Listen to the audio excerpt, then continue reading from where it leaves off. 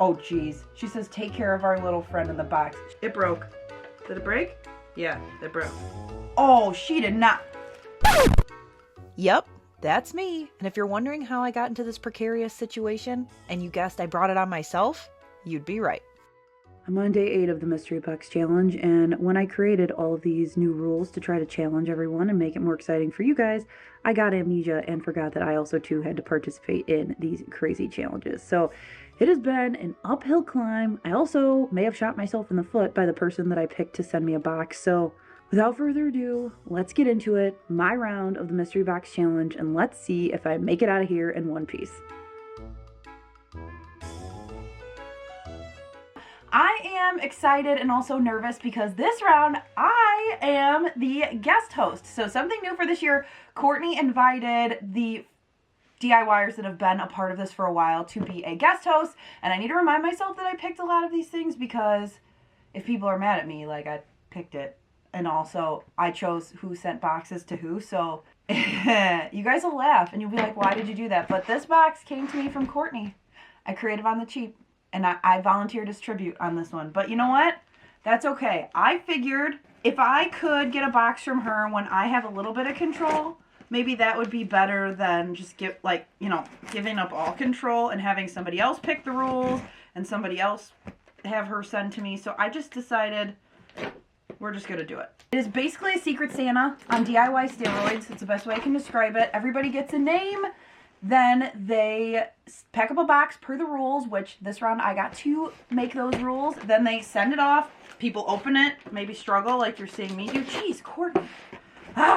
Here's everybody that's participating in this round, and it is all started and run by Courtney over at Creative on the Cheap. She sent me some voice text to make me think that this is going to be like the gauntlet here. So what I gave everybody was some stipulations on the items they had to find because I thought it would be fun to have the person that was packing the box be a little challenged as well. So there was a challenge on either end just to spice it up because we've been doing this for so many years to try something different. So they had a variety of items that were sender's choice. And then there were a couple things that, like, it had to be wood. It had to be from the pet section. It had to be from the outdoor section. I thought that would be fun for an overall scavenger hunt theme, because that is the theme of this box. And then for the challenge items, one of the items had to come from a thrift store. I thought for Earth Month, that would be fun. So many of you guys commented when I asked for suggestions, saying, like, thrift store, secondhand, things like that. So we covered that for the Earth Month theme of scavenger hunt. And then for the twist, you have to make a DIY with one of the challenge items as well as something from nature to also check the Earth Month box. So there's a lot going on. I challenged my own self when I went to shop. It took me a couple trips to find everything I needed to send to my friend Kelly over at Kelly Barlow Creations. So you'll have to watch her video and the entire playlist after this.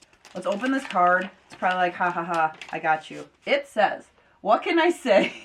Good luck. I definitely picked some challenging items. I figured you would. But I know it will be a walk in the park for you. Insert sarcasm. I'm mentally preparing myself for when you send to me. Have fun. Much love, Courtney. Oh, geez. She says, take care of our little friend in the box. She probably sent me a freaking elf. She sent me some candy at least. Thanks, Courtney. She knows I love these. Oh, she did not. That is ruthless. Okay, if you see this, you're like, what are you talking about? You have to go back to Christmas when I sent her a box. Oh, shit. Am I supposed to craft with this? Okay, I'm confused. We're going to put him to the side. The first thing she got to choose, and it was the material, and it were all these different scrapbook paper. Okay, that's not horrendous. Oh, I like these. Okay, so these are from the outdoor garden section, like I said. So this is item 8. I'm going out of order, but some S-hooks. This, which is the wood item. Okay. I'm just preparing for the worst, so when it's not like god-awful terrible, I'm not I'm surprised. Okay, this must be the pet section. Okay, little scooper. Goodwill utensil. Okay. I might be doing this by the end of it. I hereby sentence Courtney to DIY mystery box jail for sending me this. Item 3. Metal for her choice. Okay. Little family candle. The family looks like someone sat on it, so it's a little bent. What in the heck? It's like a grape bottle. Something had to be from clothing and accessories. So Looks like she went to town at the thrift store. What is this? With a lovely little flower in the center. This unboxing is the most random thing that I've ever done. But let's get through these so we can get to the DIYs. Okay, so 9 and 10, one of the challenge items had to be part of the different materials. So that's this one. And then the last one for the Goodwill thrift store item. We'll do that last. This paper is really cute though with their little logo on it. Okay. If I'm watching all these videos and everyone else was nice to everyone, I'm going to be so mad. And then this is the thrift item. It broke. Did it break? Yeah, it broke. What happened here? The sticker says it's a knick-knack. Oh my gosh, you guys, I don't even know. I'm going to need some days. I'm going to need some thoughts. I'm going to need to send Courtney a mean voice chat. But, as always, you get what you get, and you don't throw a fit. I say that all the time, so let me think. So while I got some ideas for those other crazy items, I grabbed the only true craft item and got to work. I took one of the pieces that is actually a 6x6 square, I trimmed off that little white piece, and started by folding it diagonally corner to corner. Trim it down if it doesn't line up, and then do another one corner to corner.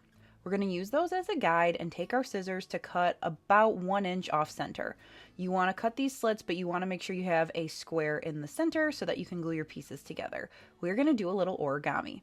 You're going to take the 2 pieces on whatever side works for you, pinch them together like this, and create a little swoop for a bow. Then on the sides that you didn't cut the swoops, we are going to cut essentially a V for the tail of our bow. And then we're also going to cut just a straight strip down the center. So it's going to look like a Y with butterfly wings is the best way I can describe it. Then I'm going to take the corners of the 2 swoosh sides, fold them in, and use some adhesive. I'm using hot glue, but you can use whatever to attach them down. Once those are stuck down, you take your V piece, fold it down to be the ends of your bow, and then also take that long straight piece, wrap it around, and that is going to be the center of your bow. That's it, super simple. I used the rest of the pack in the solid colors to make a bunch of different bows. I'm going to have them in my stash to put on top of gifts or embellish, but this would also make a super cute garland. I would just make sure to use double-sided cardstock next time instead of the ones that have the white back like this one, but I used what I had and I think they turned out so cute. This next one is going to start with one of those garden hooks Courtney sent me, some hot glue, and some jute twine.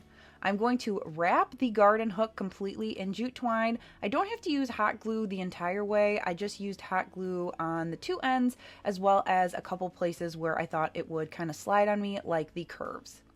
I wrapped the entire thing, got all the way down to the other end, and used hot glue to secure it. Then I needed some sort of vessel, and I had this one in my basement from a thrifting trip, so I decided to make it over because it was the perfect size. I used some ultra matte spray painted it outside on my little contraption. This is a spray painting tent, and then a Dollar Tree cookie cooling rack, and a plant roller. It works so well. Then once that was dry, I brought it in, and I'm going to use my wrapped S garden hook as a faux handle. I'm going to use some hot glue as well as some super glue on the handle and the bottom to get it to stick, and this is going to make it look like a farmhouse picture. I had an idea to use the dress from Courtney for some vase filler, but then I was stopped in my tracks. I don't know if you can see, but there's glitter all over my table. If you know me, that in and of itself is Courtney getting me good. Craft jail. Craft jail for you. For all the things. Maybe not this. I love the smell. But craft jail for you, Courtney. Under my breath, I just keep saying you get what you get and you don't throw fit. So I decided to try to glue some of the glitter inside of this project. So I just cut a strip about 12 inches long, folded it in half, and glued it kind of hot dog style. Then on the edge, we are going to cut some slits. So this is opposite of where you put the glue. And then we're going to take some of this wire that I have from making Cricut felt flowers. I cut them in half so they were a little bit shorter and I could get more bang for the buck of what I had in my stash. You're going to glue it down and then twirl this around the stick. You can also use bamboo skewers for this as well, but it's going to create what kind of looks like a lavender plant or lavender flower. You can push it up as far as you want to get thicker, shorter ones and then use glue at the bottom to keep them together.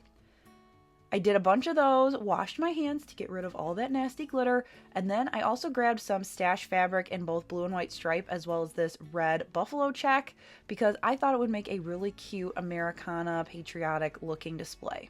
So the whites and the blues are from the dress, as well as the striped one and the white and red are from my stash.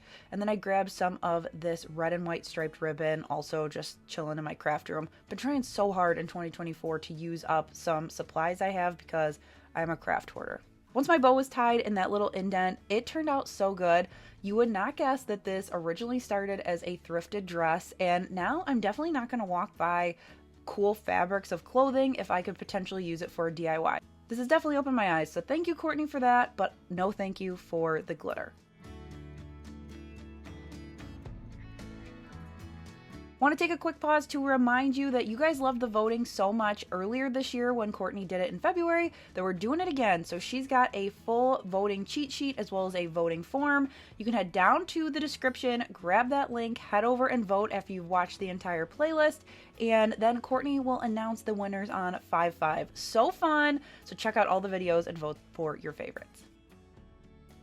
All right, let's tackle this pomegranate challenge item. So it's actually like a photo display thing, and I really liked the idea of displaying photos, but I thought it could definitely use an upcycle.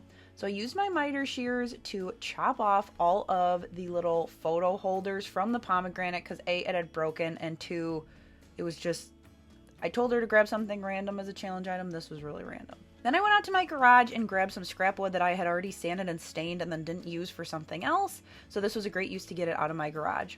I grabbed a drill bit that was the same size and width of my little picture holders, and I drilled enough holes so that I could scatter them and stagger them all over around the block of wood.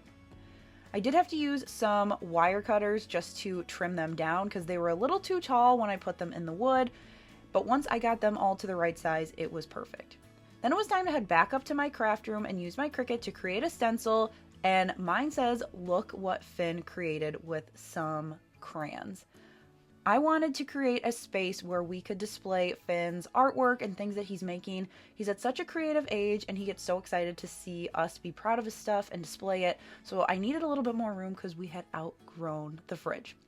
I used some paper transfer tape after I weeded it like a stencil, and I specifically sized this so that it would fit to the right because I have another surprise that I will add at the end. Once I added just this permanent scrap vinyl to the wood, I am going to add some painter's tape just to make sure that I don't get paint where I don't want it. And I'm also going to add a thin coat of Mod Podge on top of the stencil just to seal it down before I stencil. Then I'm taking some disposable makeup sponges. I chopped them in half so that I had a smaller surface area to work with, and I used 3 of Finn's favorite colors, orange, blue, and green, to do the 3 different lines of text. I needed 2 coats to fill it in, and then when it was still wet, I pulled off the big piece just so then that way I didn't chance it fully sealing with the paint onto the wood and then maybe peeling back. I went through and removed all the little bits of the stencil and then added some wood glue into all of the holes to hold my pieces in place. Now the final surprise is actually the incorporation of the item from nature. I grabbed this jar from Hobby Lobby because it was the perfect size on this wood. I hot glued the jar to the wood along with a little bit of super glue so it wouldn't move, and this is the perfect spot to display the flowers that Finn likes to pick in the yard and give to me. I wanted to have somewhere to display them, and so I thought this would be perfect. It doesn't take up a ton of room on the counter.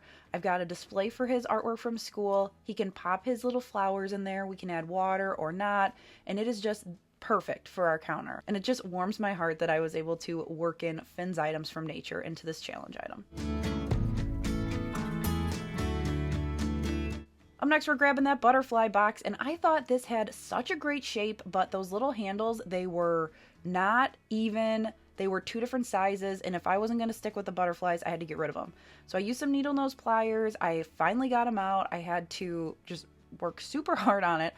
I removed any other soft pieces from the box, and then I sanded it down. This is MDF, but I sanded it down because some of the paper was peeling, some of the paint was peeling, and I didn't want to put paint over that because it would give me a weird texture. So I sanded it down. This is like 120 grit sandpaper, I think, and I just got all of those pieces off.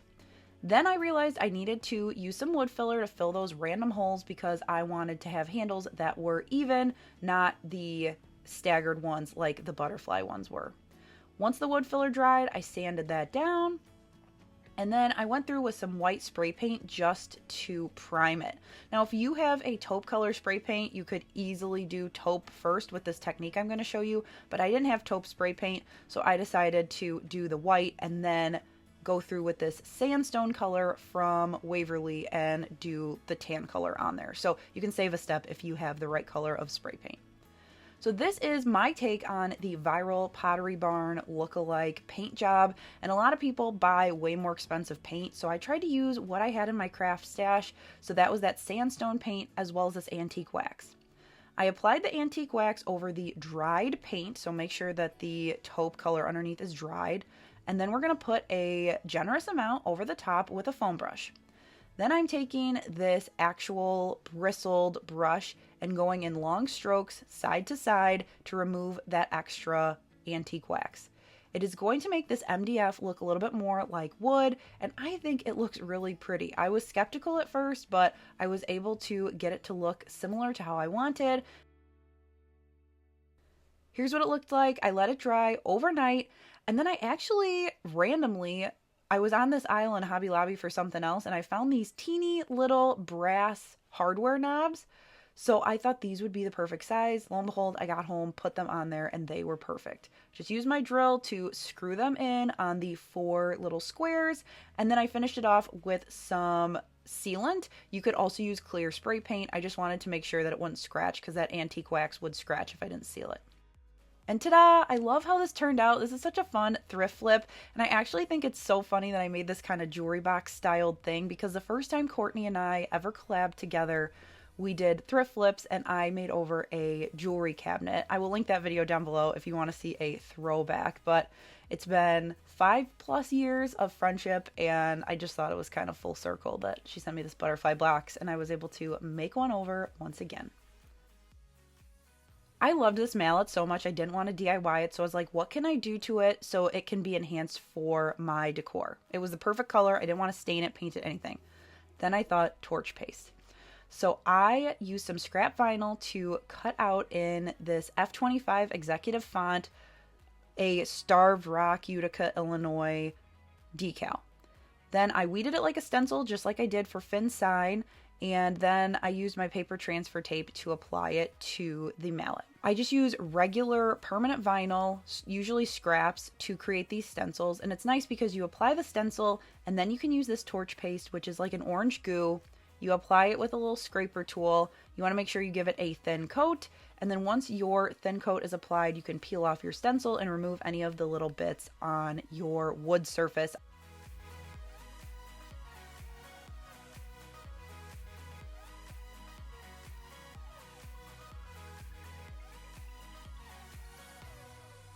Then you're going to want to make sure that it is fully dried to the touch, and then I like this Seek One heat gun that I bought. You want a high voltage heat gun, but you want to crank it up. I use the hottest setting, and then I like this little nozzle that condenses and puts it in the spot that you want. I keep it moving so I don't have any really bad hot spot burning patches, and I move it around, and you're going to start to see that it's burning. I love wood burning. It does take a couple times to get used to it, but once you do, you will be wood burning literally everything. And the great thing is too, you can use chalk couture stencils to apply it. You can use stencils you get from Walmart. You don't have to have a Cricut to use torch paste, which is great. And this goes so well on my little tea towel ladder in my kitchen. Perfect color and just enough DIY, but not too much. This next one is going to be a makeover of the family candle holder, and the first thing I knew I needed to do was get rid of the word family, just because it was already bent and it seemed pretty flimsy, so I thought I could get it off. I could take it off just using my hands with the word, but then I had to use some pliers and my miter shears to get the rest off. Then I thought it would be really cool to take one of these hobby pieces of wood and distress it to create a little riser candle holder, but in a more modern way. I love to take thrifted stuff and make it function for my style now. So I wanted to rough this up. I'm using a mixture of hammers and pliers and this little flathead screwdriver with a mallet to create some live edges. And then when it is as distressed as I want it, I'm taking just a hand sanding block to get rid of any of the extra pieces, but you don't want to use a big old sander because you're going to get rid of all that distressing. Then the key here is when you stain it, make sure you flood those areas that you chipped out so they look nice and deep and dark like they do here, and that's going to give you a really rustic look. Then I had to head to Home Depot because I was trying to figure out how I was going to hook them together, and I found these little clamps that are actually for piping. They were a couple bucks for a pack of these plastic ones, and I screwed them right in. They were able to go right over that little loop, and I decided to flip it over, so I'm actually using it upside down because I thought the circle at the bottom, A, would make it more sturdy, and B, it would look a little bit more modern than the little flourishes. I really like how this turned out. It was one of those like keep your fingers crossed till the end, but it is sturdy enough to hold my candle, and I could also use it in a ton of different ways like a riser for this planter. I was super stumped, honestly, with these last few items, so it was a struggle, but I think we made it through. We're going to start with this pet harness that was a challenge item, and when I was thinking of both challenge items, I couldn't get the nature piece out of my head, so I used nature for both of them. I'm going to start by cutting out the rings from the harness, the metal pieces, and then I swung by my local Trader Joe's to get 3 things of flowers. I got garden roses, some filler, and some eucalyptus. I also grabbed some ribbon from my stash and I prepped all of my flowers. So I got them open. I took the thorns and leaves off of the garden roses, off of the purple filler. I got rid of any dead leaves or anything that was down too far, and I made sure that all of my eucalyptus pieces were separated. I also made sure to save my rubber bands so that I could use them in a minute. Now we're going to assemble a lovely arrangement or bouquet. I'm starting with the purple and white, and I am doing a mixture of one and then the other, trying to just kind of see what looks good. This is definitely trial and error, but the more you do it, you will get more comfortable with it. And can you believe all of these beautiful flowers, including the eucalyptus, were all under 20 bucks? It was about 18 bucks for all of these flowers. You could never buy anything like this that cheap. Once I had my purple and white together, then I put together the eucalyptus on the outside and used those rubber bands I told you to save to hold it together, so then that way I could start messing around with it with both hands instead of having to just do one piece. Also, don't forget you can break apart larger pieces like I did with the eucalyptus to make them look like they're kind of popping out. Have fun, get creative, and then we're going to wrap it up as a bouquet for gifting. Mother's Day, graduation, showers, weddings, all the things are coming up, and this is a great skill to have. I like to take a silk ribbon and wrap the flowers. That helps absorb any of the water, and if I had an ivory color silk ribbon, I would have just used that, but I wanted to use this rainbow color because I think it works for so many different occasions.